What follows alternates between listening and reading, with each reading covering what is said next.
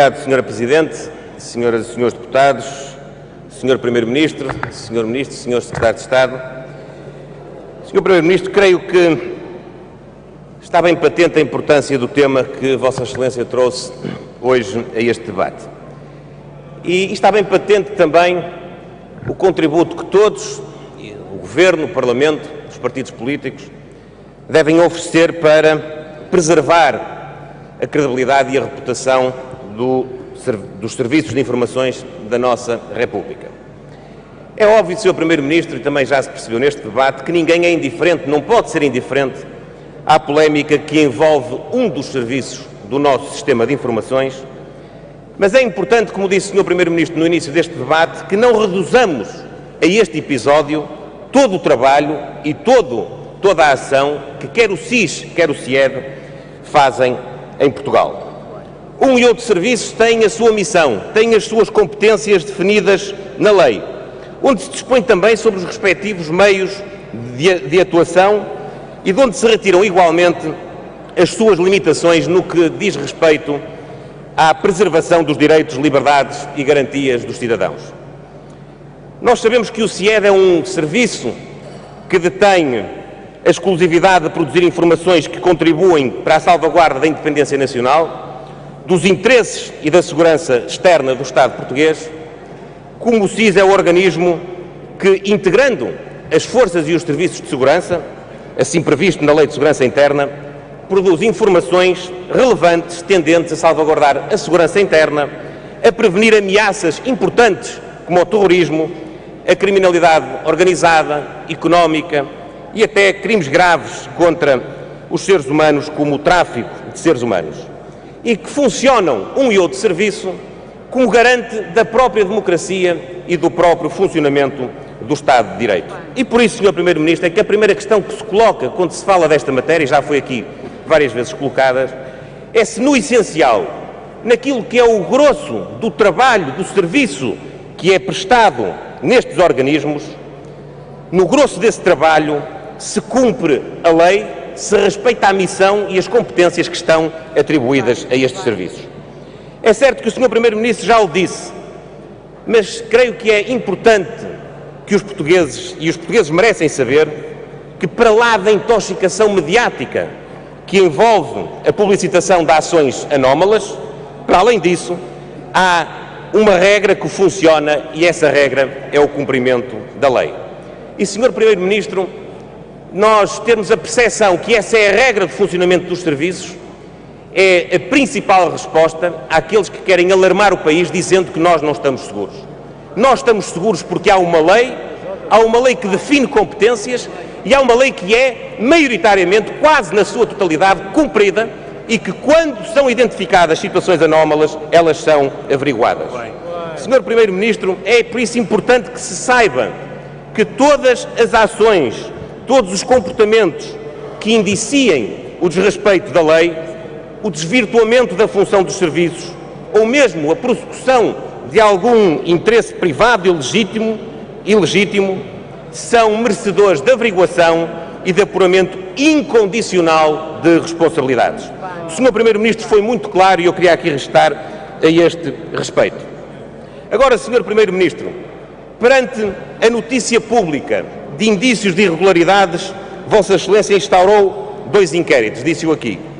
Perante os elementos apurados nesses inquéritos, autorizou uma sindicância mais profunda e, perante os resultados desta sindicância, tirou consequências internas, teve ocasião até aqui de dizer que tinha havido já demissões de membros dos serviços e remeteu os elementos recolhidos para as autoridades judiciais competentes.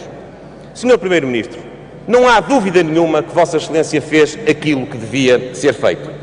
E já agora também quero aqui dizer que o Parlamento e os partidos que o integram também têm feito aquilo que lhes compete. Não nos podemos esquecer que foram promovidas audições e um trabalho de escrutínio no seio da primeira comissão e que levou a que cada grupo parlamentar tirasse sobre esta matéria as suas conclusões. E eu quero aqui dizer de uma forma muito clara que nós no PSD assumimos tranquila e integralmente as conclusões que tiramos também do trabalho que produzimos no Parlamento. E, Sr. Primeiro-Ministro, É verdade que mais recentemente, já também resultou do nosso debate aqui hoje, e depois de conhecida e publicitada a acusação promovida pelo Ministério Público no âmbito do tal processo de crime subsequente à sindicância interna, se sucedeu uma catadupa de notícias que têm gerado equívocos e que o Sr. Primeiro-Ministro fez muito bem em vir aqui hoje desfazer. Construiu-se, de facto, um enredo circundante aos factos que estão em causa, com extrapolações que visam envolver o Governo numa factualidade que, maioritariamente, quase totalmente, remonta de forma inequívoca à vigência, não deste Governo, mas do Governo anterior. Muito bem. E, Sr. Primeiro-Ministro, este debate é de facto importante para dissipar dúvidas e para esclarecer equívocos. Mas deixe-me dizer-lhe que muitas vezes alguns dos que reivindicam os esclarecimentos são os mesmos que voluntariamente depois os não querem compreender ou aceitar. Até parece que verdadeiramente não querem ser esclarecidos. E esse não é seguramente o nosso caso, Sr. Primeiro-Ministro.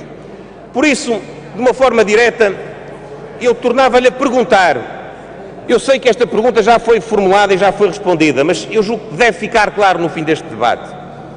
Houve alguém a influenciar ilegitimamente a relação do Governo e do Sr. Primeiro-Ministro com os serviços de informações?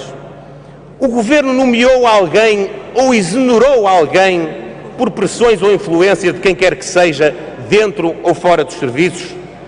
O Governo promoveu alguma reestruturação dos serviços por influência ou sugestão de alguém?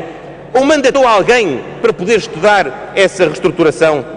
Sr. Primeiro-Ministro, o Sr. Primeiro-Ministro já aqui respondeu a estas questões, eu sei. E foi muito factual nas respostas que deu.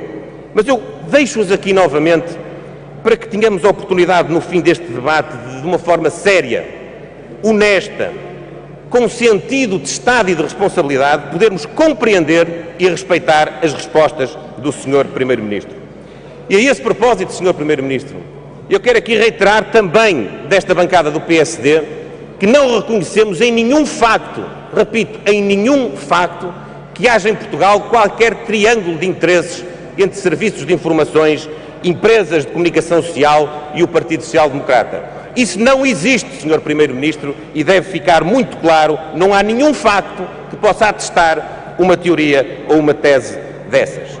E já agora, Sr. Primeiro-Ministro, sobre uma outra questão que perpassou neste debate, eu queria perguntar-lhe se alguma vez a estratégia que o Governo tem em matéria de comunicação social e, no caso concreto, em matéria de privatização ou de alienação de um canal público de televisão, essa estratégia alguma vez foi ou poderá ser condicionada por episódios anómalos que se passaram nos serviços de informações ou mesmo por processos mediáticos que vêm na sequência desses episódios? Sr. Primeiro-Ministro, eu não consegui perceber muito bem aquilo que aqui hoje se disse a esse respeito, porque eu tenho a convicção profunda que o Governo decidirá sempre essa matéria com base no interesse nacional, com base no interesse das pessoas, das famílias portuguesas e não com base em nenhum processo, seja ele dos serviços de informação, sejam processos mediáticos que visam atingir tal finalidade de condicionamento das decisões políticas legítimas do Governo da República, Sr. Primeiro-Ministro. E devo dizer-lhe que com as explicações que aqui hoje foram dadas, com o contributo que o Governo e o Sr. Primeiro-Ministro aqui hoje trouxe para o esclarecimento da verdade dos factos envoltos nas polémicas que têm estado na praça pública com as várias notícias que têm vindo a terreiro do Sr. Primeiro-Ministro, eu quero dizer-lhe que quem não quiser compreender, como disse há pouco, com honestidade e com seriedade as suas respostas, está a tentar desviar as atenções. Está a tentar desviar as atenções daquilo que tem sido a agenda de transformação do país que o Governo está a implementar.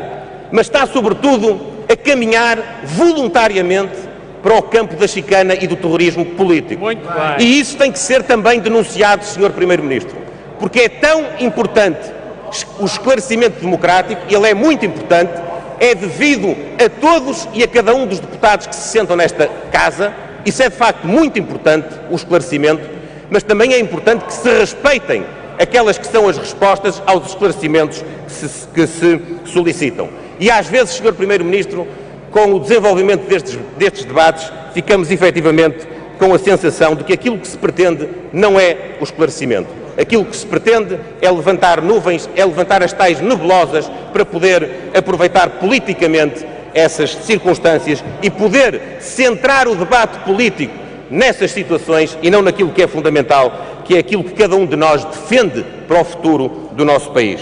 E, Sr. Primeiro-Ministro, só numa nota final, por falar em futuro e por falar também no desempenho do Governo, não quero perder esta oportunidade e este ensejo de lhe dirigir a si e ao Governo, e em particular aos Ministros das Finanças, Vítor Gaspar, e ao Ministro Adjunto e dos Assuntos Parlamentares, Miguel Relvas, uma palavra de felicitação pelo acordo de concertação que esta semana o Governo celebrou com os municípios portugueses.